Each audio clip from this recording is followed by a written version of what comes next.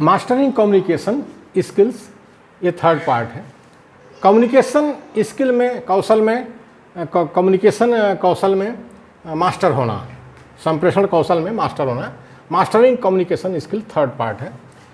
Effective speaking consist of being loud and clear, yet too much loudness can be deafening, प्रभावकारी बोलने के लिए, प्रभावकारी तरीके से बोलने के लिए थोड़ा तेज और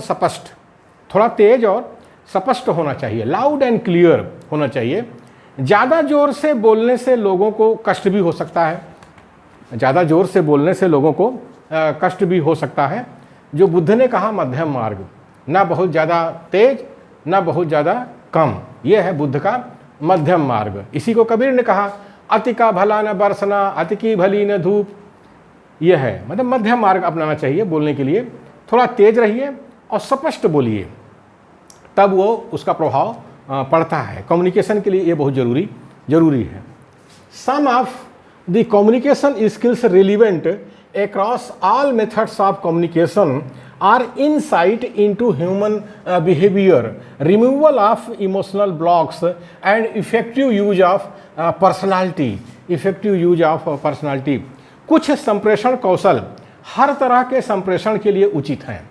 कुछ संप्रेषण कौशल हर तरह के संप्रेषण के लिए उचित हैं, जैसे कि मानवीय व्यवहार की व्यवहारिकता, जो इंसाइट है, व्यवहारिकता है मानवीय व्यवहार की, वो होना चाहिए। संवेगों पर नियंत्रण, संवेगों पर हंसी, खुशी, गुस्सा, इस पर नियंत्रण होना चाहिए बोलने वाले के लिए। जो बोल रहा है, जो संप्रेषण कर रहा है, उसको बहुत ज़्यादा हंसी, खुशी, गुस्सा नहीं दिखाना चाहिए। संवेगों पर नियंत्रण और व्यक्तित्व का प्रभावकारी उपयोग।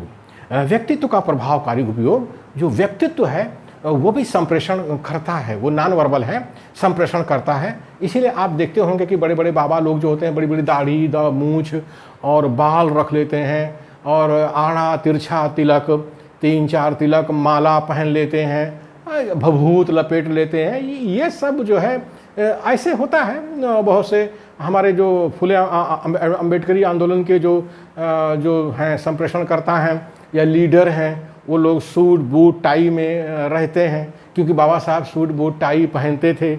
और जो गांधी जी के चेले हैं वो जो है आधा नंगा रहते हैं, मतलब अधनंगे संत रहते हैं। ये तरीका है व्यक्तित्व का उपयोग कैसे किया जाता है संप्रेषण के लिए, ये आम उसमें दिखाई देता है। कुछ साधु हैं, कुछ साध्वी हैं, देखिए चीवर पहने रहते हैं, गेरुआ पहने रहते हैं, उनको भी आप देख सकते हैं। तो उनके बोलने का जो है प्रभाव पड़ता है। इसको कहते हैं व्यक्तित्व का प्रभावकारी उपयोग, यानी पर्सनालिटी का।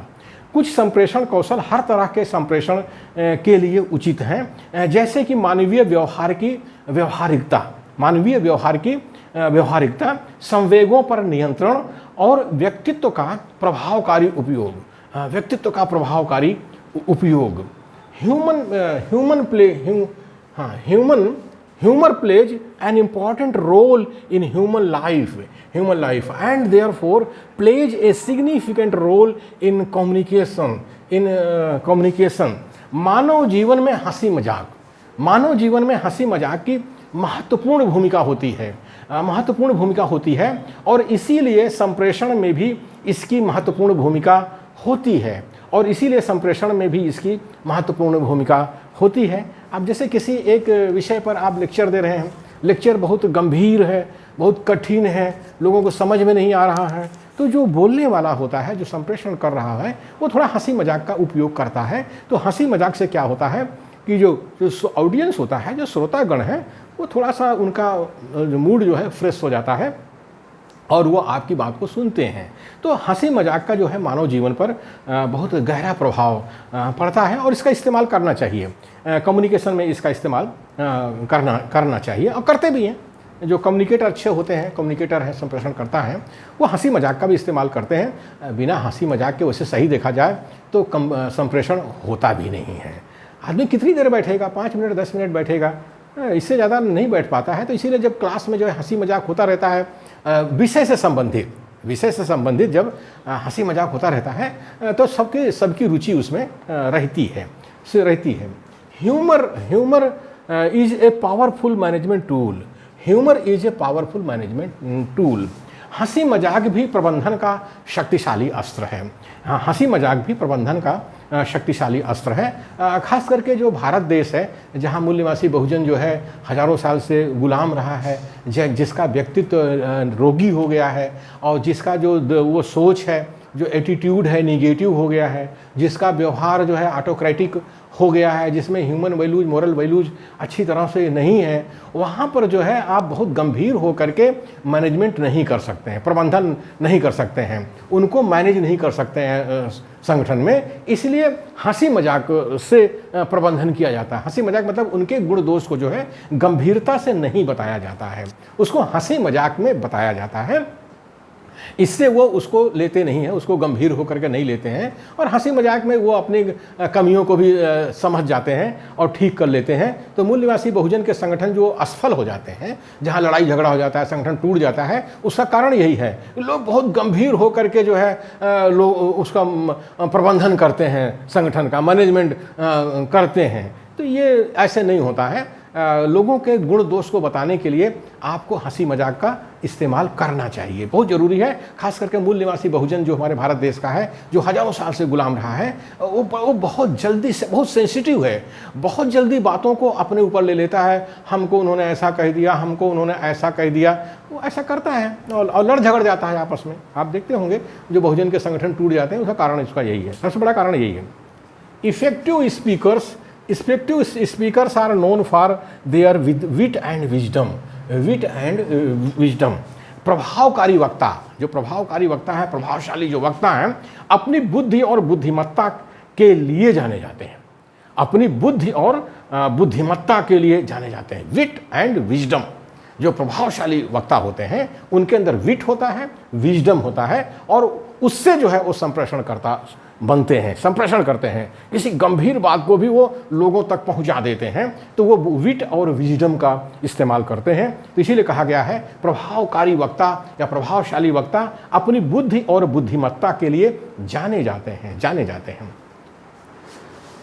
Confrontation at work often depends on how you say things rather than what you say. कार्यस्थल पर जब लोगों से आमना सामना होता है, कार्यस्थल पर जब लोगों से आमना सामना होता है तो अक्सर किसी बात को आप कैसे कहते हैं, बजाय इसके कि इस बात का महत्व होता है कि आप कहते क्या हैं, आप कहते क्या हैं। मतलब कार्यस्थल पर आप देखते होंगे जहाँ काम होता है, फैक्ट्रीज में काम होता है, ऑफिस में काम होता है या संगठन में काम होता है, कोई काम हो रहा है तो लोग आपस में झगड़ा कर लेते हैं। तो कारण उसका क्या है कि जो इंस्ट्रक्टर जो उनको ऑर्डर दे रहा है या जो उनको कह रहा है कि काम ऐसे करना है, तो वो कैसे कहता है, इस पर ज़्यादा निर्भर करता है कि वो किसी चीज़ को कैसे कहता है, किसी आदेश को कैसे देता है, इस पर निर्भर करता है। ये नहीं कि वो क्या कह रहा है, वो क्या कह, इस पर नहीं है। तो जैसे व्हाट यू से ये ज़्यादा नहीं करता, काम ये करता है हाउ यू से आप उसको आदेश को कैसे लोगों को देते हैं। अब जैसे ये मूल निवासी बहुजन है, हमारा भारत देश के अंदर 90% जनसंख्या इस देश के अंदर है। इसके संगठन जो फेल हो जाते हैं, असफल हो जाते हैं, उसका कारण यही है कि लोग आपस में झगड़ जाते हैं।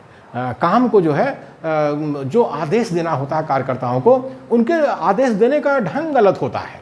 वो सोचते हैं कि ऑफिस में हम जैसे काम करते हैं, लोगों को डांट देते हैं, फटकार देते हैं, ऐसे ही जो है हम सामाजिक, सांस्कृतिक, राजनीतिक संगठनों में भी करेंगे। अरे ये संगठन इनफॉर्मल है और ऑफिस में काम करना वो फॉर्मल है। तो फॉर्मल में तो ठीक है, आपने किसी को डांट फटकार दिया तो वही बेचारा वो सह लेता है, लेकिन जो इनफॉर्मल संगठन है, सामाजिक, सांस्कृतिक, धार्मिक, राजनीतिक, इन संगठनों में डांट फटकार नहीं चलती है।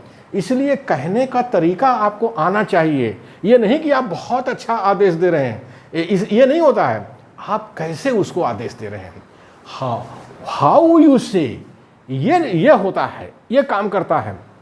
इससे संगठन में भाईचारा बनता है और कार्यकर्ता आपस में जुट करके काम करते हैं। ये नहीं कि व्हाट यू से माने आप तो बहुत अच्छी बात कह रहे हैं, आप कह रहे हैं, आदेश दे रहे हैं, लेकिन लोग सुन नहीं रहे हैं, लोग झगड़ा करना शुरू कर देते हैं। तो इसलिए आपको संगठन में आना चाहिए कि आप कैसे अपने कार्यकर्ताओं को आदेश देते हैं, कैसे, ये नहीं कि क्या, कैसे, ये बहुत ज़रूरी है। खास करके हमारे जो मूल्यवासी बहुजन हैं, जो संगठन बना रहे हैं, छोटे छोटे संगठन बना करके सुप्रीमो बन के बैठे हैं। और सुप्रीमो तो कहना क्या है, सुप्रीमो तो कार्यकर्ताओं के साथ तानाशाही का व्यवहार करता है और बहुत गंदे ढंग से वो बात करता है। इसीलिए जो है मूल्यवासी बहुजन के संगठन टूट जाते हैं। और सही देखा जाए तो संगठनों के टूटने का सबसे बड़ा कारण मूल्यवासी बहुजन का ये जो सुप्रीमो गिरी है, ये जो तानाशाही है, तानाशाही जो रवैया है, इसकी वजह से संगठन टूट जाते हैं। यानी लोकतांत्रिक तरीके से और पारिवारिक तरीके से लोगों को आदेश देना चाहिए। लोग आपकी तानाशाही बर्दाश्त करने वाले नहीं हैं। तो देशव्यापी अगर संगठन बनाना है मूल्यवासी बहुजन का, तो आपको जो है बहुत ही पारिवारिक ढंग से और लोकतांत्रिक ढंग से लोगों को आदेश देना चाहिए। बहुत उनको तानाशाही से नहीं देना चाहिए, तानाशाही से आदेश नहीं देना चाहिए।